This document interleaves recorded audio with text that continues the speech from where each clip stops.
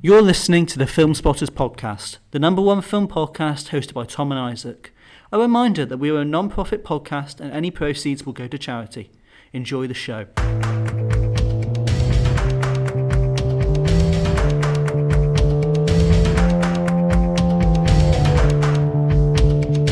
Hello, and welcome to a very special mini episode of Filmspotters.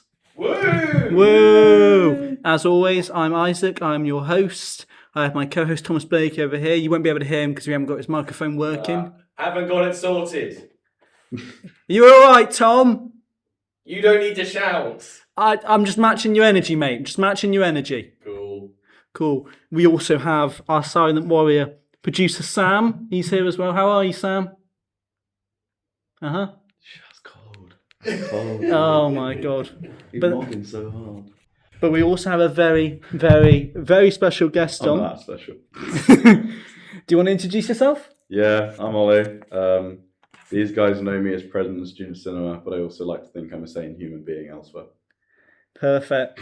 Well, you've used my first question there, which was who are you, where do you come from, how are you involved in WSC? Yeah, there you go. I don't know what else to say about me. Because this is the interview, I'll let you pick. Do you want to do my questions first, or the ones people your have sent questions in? First. You know, I think start calm and Okay. Start calm and competent. Start calm and competent. Okay. So my first question: what is your earliest memory of film? Yeah, I know that. So I saw Jurassic Park when I was 4. Randomly, I think I just saw like a picture of it somewhere, like a trailer for it, and my parents got the DVD off Amazon for me, and I still have that DVD in my room, even though I don't use it anymore. But yeah, but anyway, they did not realize how violent a PG it was. They kind of just forgot, and so just a little 4-year-old me watching Jurassic Park very randomly, like whenever, and I just remember films were always something on my mind after that. And it's just every year it gets more and more. They are just half my identity is film. So I think for me it was quite similar. I remember, I think I was 3. My mum took me to cinema to go see Rango. Oh, she kind of film! She saw it was animated, had Johnny Depp in. Did not realise what kind of film it was going to be. Nah, just some weird freako shit. Oh, so good. That had to take me after 20 minutes because she was like, "I'm not showing him this." No, it's so good. It is so good. I am gonna get Rango on this. Yeah. Rango is awesome. We need to get it on term 3. I love, actually, genuinely, like, Rango's one of my favourite children's movies. It's like, so good. Movies that was, like, aimed at me and another child. Yeah, it was so, what a class film. Okay. My second question. What made you choose a film degree? So we should have said you're studying film here at what university, film. Second year? Yeah. So I've got a bit more of a story than other people. So I'm actually the age of 4th year. I'm 21 right now. My birthday is August 2004. So the reason I'm like second year doing that is not because I did 2 gap years like a lazy. I finished school in 2022. I went and did a degree apprenticeship in accounting for a couple of years, and not the right fit for me, but it wasn't so bad as you think. But then there was just no social life. So I was like, screw this. I'm gonna go have fun for a few years. I was like, I'm just gonna do something I know I love, which is film, and it's like really nice doing something I find easy. Even if some of my modules are not very good, it's like, well, not that many, but it's like really nice. Just do something I love. But yeah, I've always loved film, and it's just I'm gonna have fun. 3 years. I'm not gonna try and do an intellectual subject. Well, this has intellectual stuff to it. It does. It has very intellectual stuff. But, at the time, I was like, I'm just gonna have fun, man. No, screw that. But that's me. I'm anticipating the answer to this one. Okay. What director has had the biggest impact on you? I know who you're anticipating. There are quite a few. So the 2 big ones are Steven Spielberg and Christopher Nolan. In a way, Damien Chazelle as well. So, all the big film bro options, basically. But obviously Steven Spielberg with Jurassic Park. But in a way, after that, I saw a lot of his films. I wasn't like some child in MS, which is hot filmography. But, I often call him my second dad. And I mean it very truthfully, because I think a lot of my philosophy of life and kind of love of sincerity in film, almost above anything else, is like a lot of that comes from Spielberg. And then, Nolan has also been around for a while. I saw like Dunkirk in the cinema when it came out, but at the time, it wasn't until, and I liked it, But it wasn't until 2020 that I really got into Nolan. It was like right before the pandemic. I like watched Inception in a car journey back from a holiday, and I was like, this is good. And it's just, I watched through stuff really fast. And I'd seen Interstellar when I first saw it on DVD when I was like 10. So like right as it first came out on DVD in like 2015 thing, I didn't like it.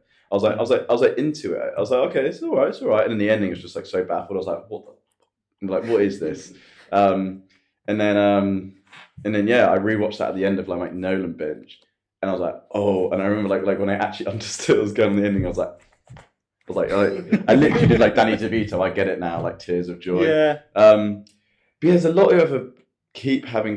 Damien Chazelle as well was when La La Land came out early 2017. That was like, I'd always loved film. I think La La Land was like the first kind of big turning point, like film for me, where I could just feel it, like not because of that, but like, it's the right timing, and it became centralized around that film of just like that's when I like really like it just fell even deeper. And then I had that again with Everything Everywhere All at Once in 2022.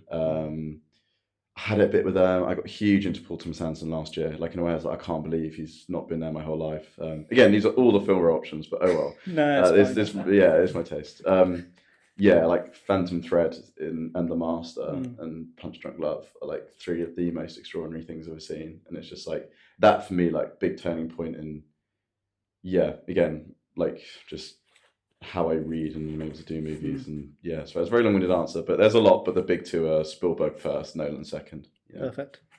Okay, turning more towards WSC. Yeah, sure. So you get here two years ago. You started 20. Yeah, I started September 24. Yeah. How did you first get involved with the WSC? Yeah, well, I'm very film nerdy. Like I am. I wouldn't say I'm exactly like that knowledgeable, but yeah, I definitely am like a cinephile. I know, even though I've not seen half I'm supposed to, like I know all the stuff. So when I was looking at societies, I was like, I've got like there'll be a film thing I want to do, and if the people suck, then I can just go do something else. But I remember I was like looking through like the societies list like a week before I was getting here, and I was like, last in cinema, I'll see what they got on. They got Welcome Me stuff on. I saw Doom Part 2 on 70mm, Oppenheimer 70mm, Heat 35, Interstellar 35. I was like, what? Like what? So like to explain, because this will come to the answer later. When I was in London working, one of the big things that I kind of discovered my love of film technology and like the technological like apparatus behind a lot of it, which is also a big part of is showing stuff on film prints, shooting on film and everything.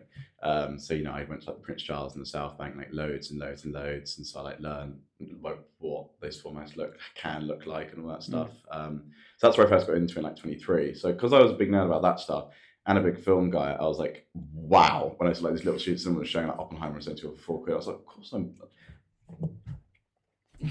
My flatmates can bog off. I'm going off to Oppenheimer. I was like, this shit's lit. But I was like, wow. And I was there. I wasn't there loads during Freshers Week, so I was like trying to like make sure I like tried other stuff and like made friends and stuff. But which I have now, thankfully. That was a fun time. What was I saying? So yeah, the Prince was like, wow, what is this? And then it was like went to get involved meetings, like you can be a projector. It's like, of course I'm doing that. Obviously with an intense angle towards let me do the film prints because I know my style. And I didn't know like technical stuff of how to run them at that point, but like I knew what I was talking about.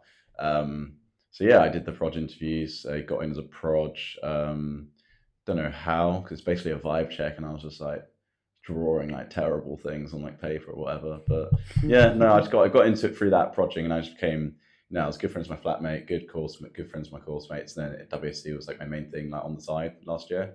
So when it came time for elections, I don't know why I had the confidence, but I was like, well, yeah, I'm gonna go do press then.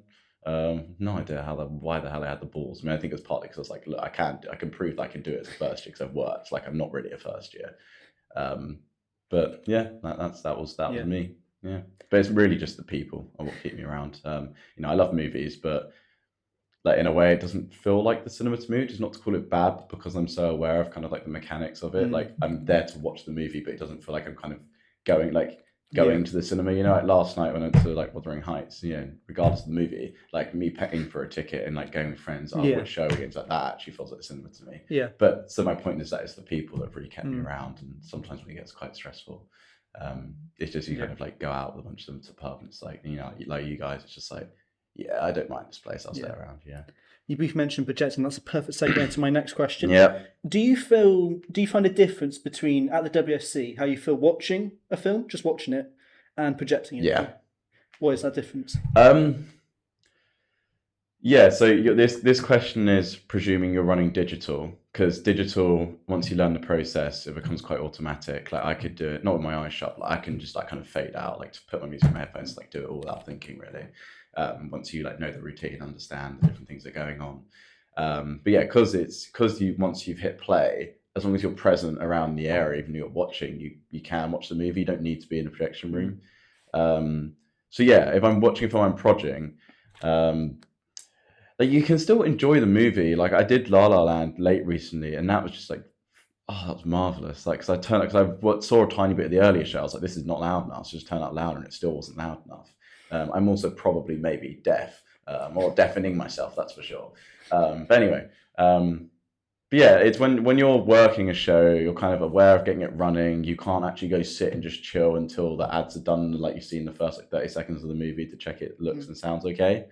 So like you kind of don't have that thing of like waiting for it to start in the ads and everything.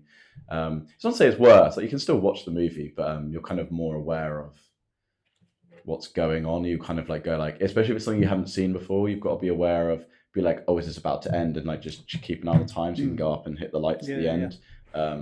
So yeah, it's just it's not possibly slightly worse, but it doesn't like damage the film. But yeah, there's definitely a difference because that's why it's really nice to watch shows that you don't work as well, because it's just like you are. I say working I'm doing quotation marks with my fingers. There is a difference, but it's not necessarily like it ruins the film, you know. Sorry, all my answers are so long-winded. No, it's absolutely fine. Don't worry. Edit them down. They are really great answers. So, as president this year, what has been your main goal for the WSC? I haven't really had an end goal. I just kind of, again, I just love to do it. Again, I had no idea why I had the balls to go for president. Yeah. Especially now there's been, some stressful times, which just running the place can become a lot. For me, because in my capacity as president, I'm not necessarily doing like stuff like on site all the time. Obviously I do, like as just a member of the exec more than leading it. I help out a lot. Like, I work a lot of shows just as a projectionist. Like it's for my different roles. I do a lot.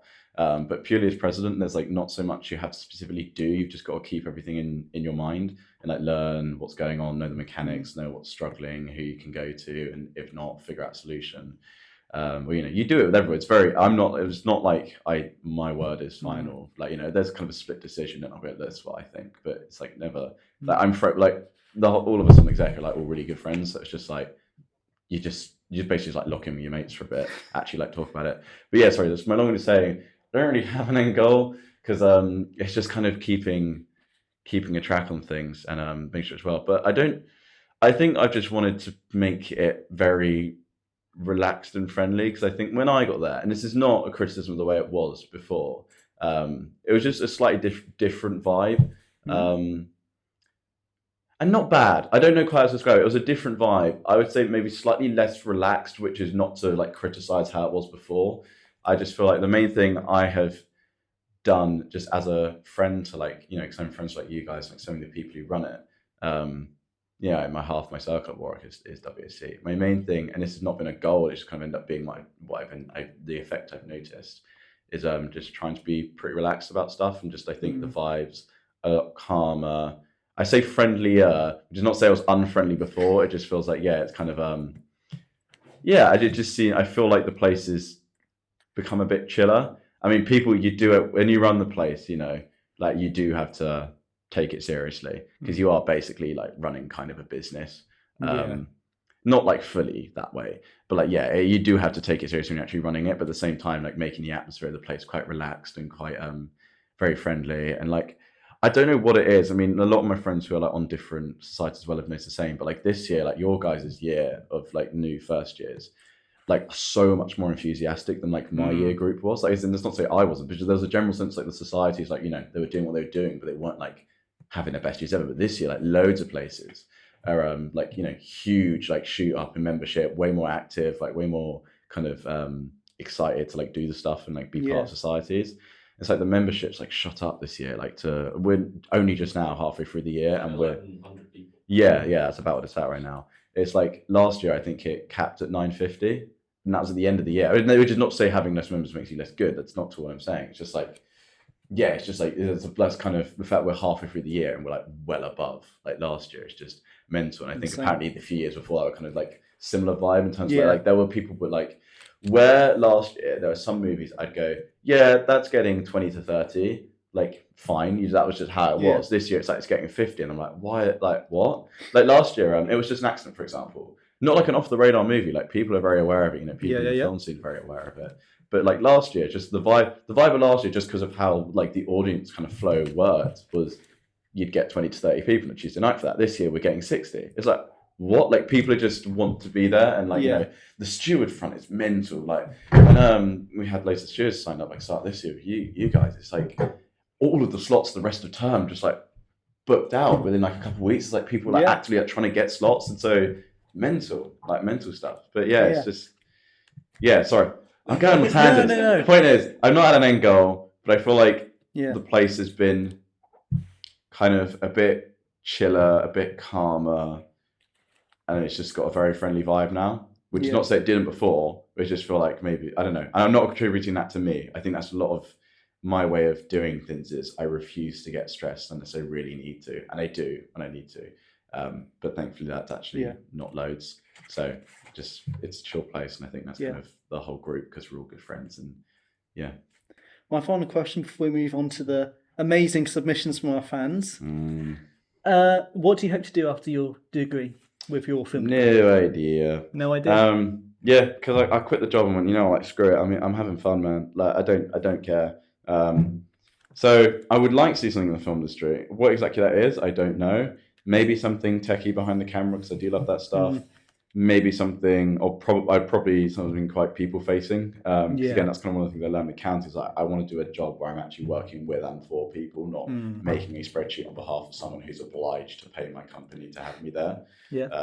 Which is not fun. They could be very nice, but you can tell it's just they don't really want you there. I don't know. I've always loved writing. As much as film is kind of like my art form that I like, I love and obsess over and kind of see my world through. Writing is my mode of expression. I love, I actually like really enjoy writing my essays for uni. If they're about topics that I want to talk about, I actually really enjoy writing them, and I really enjoy like writing on Letterboxd and stuff. It's like a really nice just like void just vent into. So I've thought about trying to get into film journalism for a while. I might still look into that, but I might try and get into the production side of things. I don't know, something film considering my experiences before, but at the same time, I'm here to have fun and I'm having a great time and I've still got half of my time to go. So at the same time, I'll deal with it when I get there. Everything happens for a reason. It'll all work out. It'll be fine. Yeah, perfect. Right. Shall we move on to these amazing submissions? Tom, I've shown you some of these submissions, haven't I? Have you? Yep. Oh. They are... No, they're pretty good. They're pretty good. So we'll go with... Let me just get these loaded up quickly. So this first one is from a man who we believe to be your father. Sure, definitely not. Definitely not the one and only Film Bro Joe. Definitely using not my Film Bro dad's name Joe. that he only knows because he has a copy of the flat contract signed by all of our parents. So he now has leverage against us all. And so your dad wants to ask, sure, son, why are you such a disappointment? I'm sorry, Dad. I feel like Roderick in the Diary of Wimpy Queen. It's like, I'm sorry, women, but to my dad. I'm very sorry that I'm a whiny little film neek father. I'm sorry that I'm a big fan of drinking and other things. Yeah. I'm sorry I'm having too good a time, little bro. Just get good in it. This next question comes... Shit, I said in it. Sorry, the Essex in me came out. Nah. This next question comes from David Michael, who... David Michael? I don't know who that is. That's my middle names. So again, this is Josie. This is Film Bro Joe again using the flat contract to leverage personal details. So David Michael wants to know, and you're going to need to bleep me here. Oh dear. Why are you so stupid? I mean, the man who claims to be Mr. David Michael, the man who I know submit this question. I've got worse to say about his intelligence, I'll tell you that. So he can't talk. I mean, to be fair, at least I'm sincere in what I believe. You know, at least as much as on the topic of Emerald for now, you know, at least I'm honest about the fact I like Saltburn. I don't pretend to not like it just because I'm told. I'm sincere, buddy. Shut the up. Yeah. So I'm self-censoring for you. You don't have to bleep. It's fine. Funny, he just made me do it. Yeah. It's fine. It's fine. You can swear if you want me. We'll just That's censor alright. it. So this is from the one and only Aidan White. What a legend. Lovely man. President Trez. Yeah. One of my many husbands. Ask Ollie if he has ever truly hated a film. Yes. Wuthering Heights. No, Wuthering Heights was funny at least. It is shite, but it was really funny. And I was just drinking at the back of the screen with two of the other people I know from Student Cinema, so we were just snuck in like 2 4-packs amongst the 3 of us, and just like every time we got bored, we'd just like look at a character and just like, and they'd like look like miserable, sad, and brooding, and we'd just go, I think they want to die in that house. It's so bad. Anyway, I'll tell you stories about it another time. I want to come on the Wuthering Heights episode, because it'd be really funny. But wait, what's the question? Film I ever truly hated. Yeah, okay. So yeah, I'm infamous for just being very nice to everything, and it's because I don't believe there's any point in expending energy on stuff you don't like. If you don't like it, just move on. It's not that deep. No, okay, so I have 3 half-star films on Letterboxd and about 10 one-star films. So I'm very nice. Wow. No, but it takes, for me to truly hate a film, I have to see someone behind the movie that actively angers me. Okay. I don't hold much hate for many, many things. Because again, negativity is a pointless emotion. It's not worth spending too much time on. Not pointless. Anyway. Okay, last movie I hated watching, end of 2022, it's like the 30th of December 2022, I think it was. I got my mates round for a bad film night. You know, because those are really fun. Like, I love crappy movies. Like, I love genre slop, as I call it. Like, give me a Statham movie every day of the week over some like artsy bullshit. Yep. But like, anyway, that's probably why part of why I'm such a big Michael Bay fan. And I don't agree with you guys from last week for the record. Stupid. But what was I saying? Yeah, last thing I watched. So bad film night. I can't remember what we started with. Oh, we started with Morbius, which I'd already seen. And Morbius is like, it's not that, like, it's kind of just like a whatever studio slot movie. Like, it's not that egregiously awful, but it's just like a nothing burger movie, like whatever.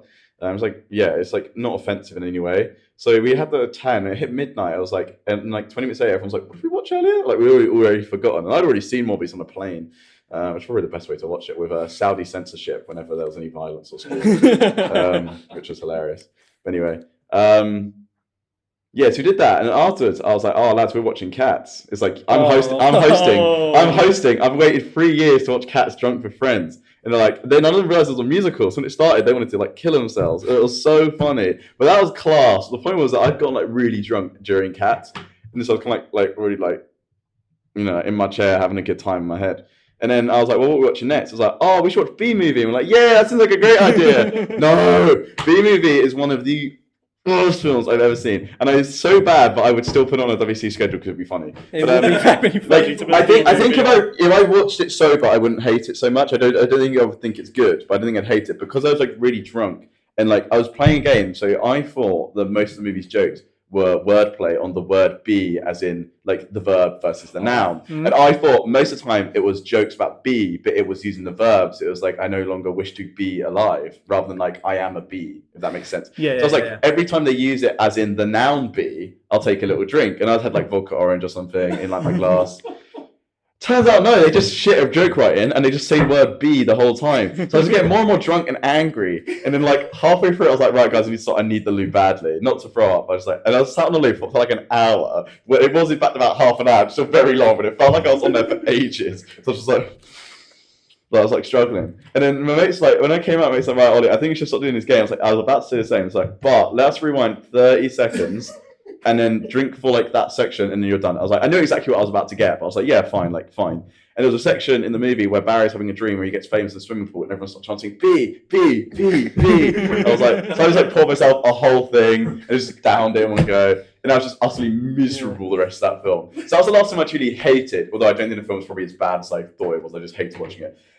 A truly, genuinely diabolical film that makes me think humanity does not deserve to make art and commerce humanity doesn't deserve existence. Alvin and the Chipmunks Chipwrecked. Again, I was drunk when I was watching it, but I haven't really seen it and knew that I didn't think it was particularly good. And me and my friend, we have that kind of random film night. We're just marathoning an all-nighter, like no like order or selection. Why are you laughing so much?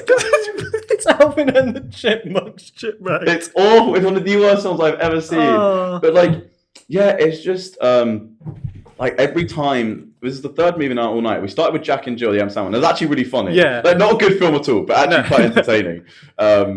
It's just stupid stuff. And then after that, we watched. I watched something else stupid, but like genre slop, kind of like competent, not like a high art, but like entertaining. And then we're like, oh, let's do Chipwrecked. And it was like, yeah, that'll be fun. No, like every time the chipmunks started singing, I just went, a full blast, so that I couldn't hear them singing. I just screamed so I couldn't hear them singing. Yeah. And the more I went on, I was just like, I wanted to actually put that was a 200th film I vlogged that year. I remember this is 2023, I think. And I was going to put like a bullet in someone's head. I think my review I think I'm going to commit suicide. Like, I hated it. It's awful. That is a diabolical offense against humanity. I can't remember my other 2 half stars are. So I think I have Alvin at 1, and then B movie is half, and there's 2 other half stars, but I can't remember what. Yeah. Oh, I hated Green Lantern. Green Lantern was the first one I ever called the worst film I'd ever seen. Mm-hmm. That was like me watching like 2018. Again, if I rewatched it, it'd probably be like 1.5, 2, like inoffensive, very bad, but inoffensive, like it's just a studio slop. But again, like that was a movie I hated when I watched it, despised. That's probably at 1 star now rather than half a star. I guess The Room is one of my half stars, but The Room slaps. I don't know why that's there. The Room is like technically incompetent, but I saw that with Tommy Wiseau live at the Prince Charles, and it was one of the funniest experiences I've ever had. People just screaming the whole movie, lobbing like the amount of spoons on the floor is incredible. You just hear spoons, and if you're in one of the front rows, it's a tidal wave of wooden spoons just go over your head at the screen, and you will have you can have chats with people. Oh, I'm going to go again, but I'll make sure I'm drunk this time, because they'll let you in if you're like able to hold yourself together, but clearly having a good time. They'll let you in. But honestly, and like that man is so strange. He's hilarious. He's in on the joke. He's hilarious. But you just have chats with people across the screen. It'd be like I'd be like spoon, because there's like a spoon in like a bottom right corner of the frame. And someone at the back, me frontish of the screen, like me or a DE. Someone at the back of the screen will go, where? And I'll just go, bottom right. And you see him go, oh yeah. And you just set one single spoon, then fly over the crowd, and you just get hit in the back of the head of the spoon. Like, it's just dumb shit like that. It's so much fun. It's awesome. Okay. Yeah. Anyway, sorry. Room's not saying about it. I think B movie and Alvin are the first ones that came to mind when you asked me films that I truly hate. That's a very long-winded answer, but you got funny stories. Yeah, funny. You got funny. Thank you, Aidan, for that question. Good one, Aidan. Thank you. Our final question comes from Eleanor. Yeah. Is it in publicity, Eleanor? Yeah. Nice. I told her and Jacob yesterday you were coming on. Nice. And she asked me to ask you about the Phantom Shitter. And about something that happened at Greens. Do you want to explain yourself? No. Do you want to explain yourself after this podcast session's ended? That is one of my great life achievements. Keeping the story of the Phantom Shitter secret. And then I told Eleanor and Holly one time, and then they were like, "What the fuck?" And I was like, "Yeah, it's pretty cool. It's hilarious." But yeah, Tom, have you got any? What am I supposed to say about that? Like what? The Phantom Shitter is secret Ollie lore that only a privileged few know. Producer but hey, this will increase my mystique. Yeah. Now people can ask me about the story of the Phantom Shitter. Producer Sam, have you got any questions for Ollie? Oh, I was talking to him earlier about why Free Billboards is kind of a mid-film, as though he's very good. Yeah, he was not happy with that. No, we're getting almost a bit of fisticuffs for that one. Yeah. But he's very good in it. I'm just missing that. Mid. I can just see him. I can just see him seething. No, put your headset back on. Put your headset back on. We still got another episode to record. You can't. Shit, is that a knife? Oh! I'm alive. Okay, we're going to end this interview here. Thank you, Ollie, for that. We'll be almost falling out my chair. We got to calm producer Sam down now. No, he's okay. We made out. It's okay. It's fine. It's fine. Anyway, thank you, Ollie, for the interview. Thanks, guys. That was fun. And that was the interview with Ollie Lambert.